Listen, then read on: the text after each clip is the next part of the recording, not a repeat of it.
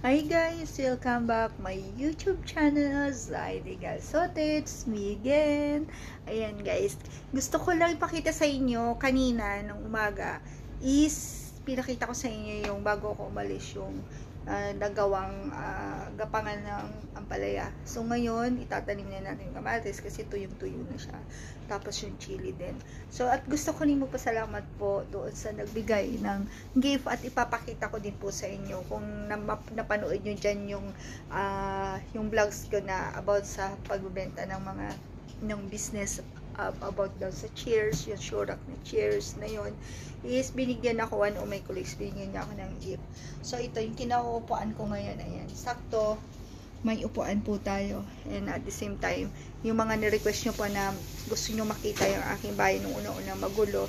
So ngayon this is the part 2 na talagang inayos ko na. May nagkaroon lang ako ng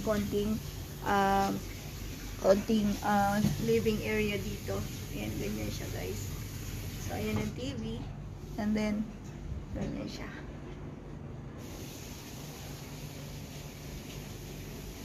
So, ayan. Very small lang to guys.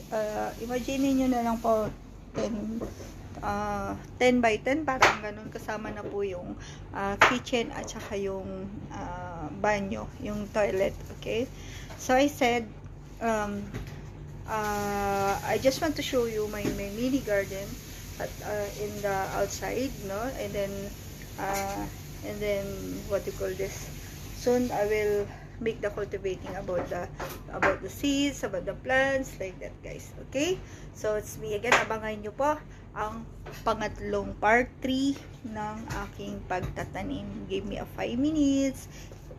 Please subscribe my YouTube channel and comments below and below the button, like and share. Okay guys, thank you. Please comment kung anong magiging advice nyo po. Maraming salamat and God bless. Bye!